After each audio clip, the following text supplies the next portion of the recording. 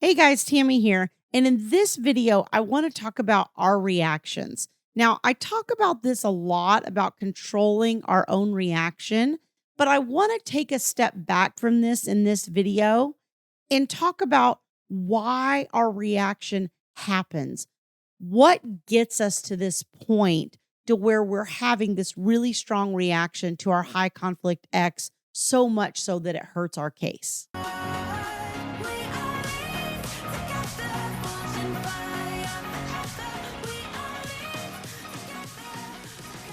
If you like this video, don't forget to hit like and subscribe so you get notified when new videos are released. The reason that you have these reactions to your ex in these situations, whether it's in court, whether it's reacting to messages from them, whether it's reacting to situations that come up, part of what you have to start to understand is there's a pattern that you've developed in the process of your relationship.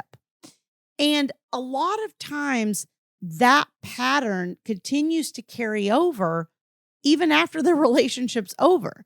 And so your behavior and your communication towards your ex is going to continue because this is somebody that, was if you have children with them, I'm assuming an intimate person in your life at some point, right? In order for you to get those kids. Because we've had that level of intimacy and that level of connection with the other person, we sort of feel free to say whatever pops in our mind, just like we did during the relationship, right? We share, presumably, all of our feelings and everything with our significant other. And so that pattern tends to continue even after the breakup.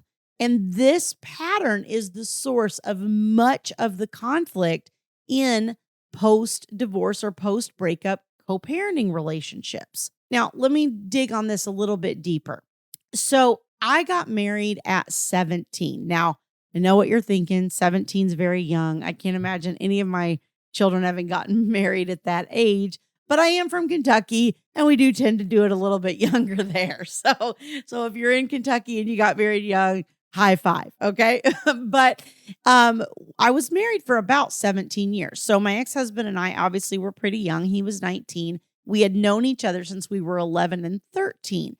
And so a lot of our communication patterns were very childlike, right? Very dysfunctional. And we were very young and had not matured and had not learned anything, obviously, about communication and relationships and how to deal with difficulties and all that kind of thing.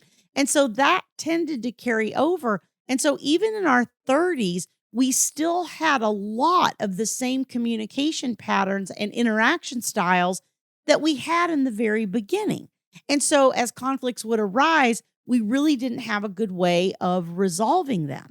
And this is why you can go on to have, a subsequent relationship. I was married to Thomas the second time.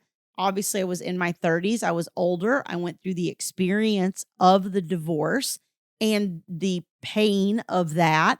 And so you start to tend to try to learn things and find resources and help, which is hopefully why you have found this video, because you're looking for resources and help to try to break these negative interactions that you're having with your ex. In subsequent experiences and relationships, a lot of times we can go on to have pretty amicable, normal relationship patterns. Mine and Thomas's relationship was not characterized by that level of conflict and that level of difficulty. And was that partly because Thomas is very different than my ex? Yes, of course. He's a totally different person. But the other piece of that was I was different. I didn't behave in the same ways. I didn't have the same kind of interactions because I learned painful lessons in the process of that breakup.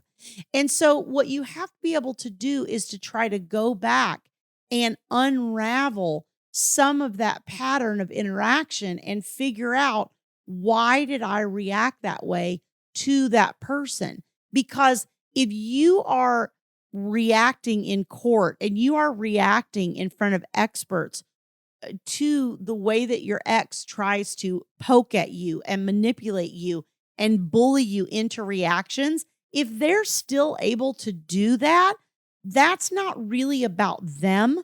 That's about you learning how to stop that. In the very beginning, a lot of times I would get a call from my ex, and when we were in the middle of the conversation, one of the things he really loved to do, especially at the very end, was if he didn't like something I was saying, he would just hang up on me.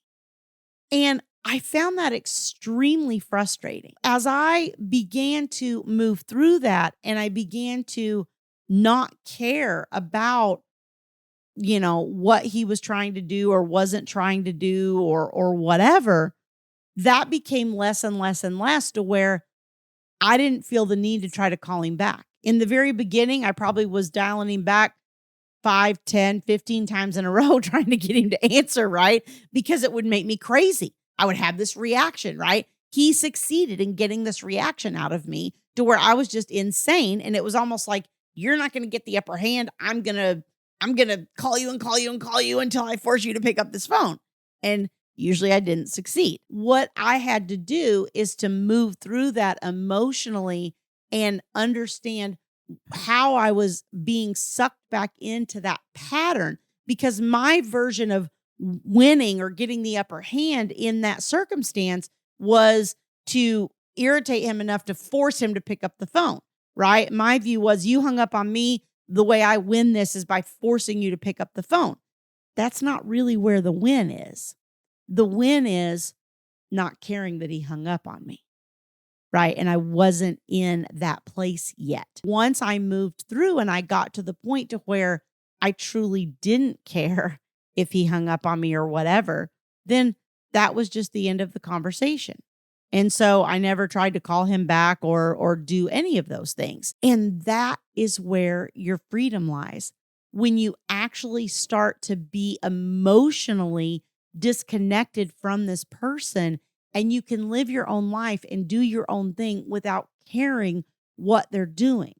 Because as long as I was trying to call him back and trying to continue to engage in that aspect of our relationship, it was because some part of me still cared that he had what felt like to me the upper hand or the emotional control. I really had to take a step back and start to unravel that and understand, why am I reacting? Because at a lot of points we feel like, oh, I've moved on. I mean, I will tell you that this happened for me even after I started dating Thomas. Even after I was several months post breakup, I was still having these reactions to him. And I can remember Thomas saying to me, why do you care? Why are you even reacting? Why are you even engaging with him? And it was so hard for me because I felt so angry. And I wanted that closure, right? That satisfaction, that ability to like get the upper hand and kind of control the situation more. And here's what I always say about a high conflict person, particularly if you're dealing with a narcissist.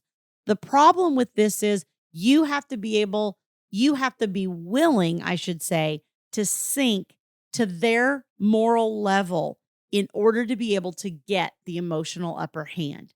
And therein lies our dilemma. Because the only way that you can stop having these reactions is either to deal with what your part in it is, deal with why you feel this way, and start to unravel that so you can stop doing it, or by feeling like you got the upper hand.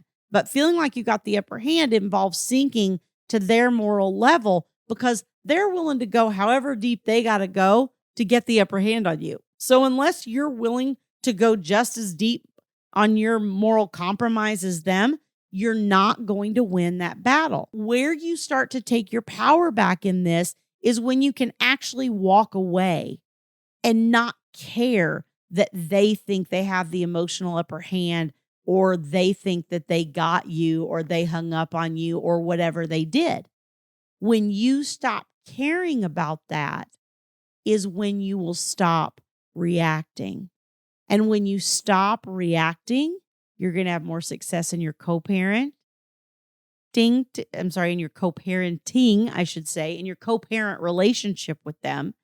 And you're going to start seeing more success in your custody case, because when those reactions are coming, that tells the court and the experts that you're still emotionally engaged in the relationship. And that's not what they're there to look at.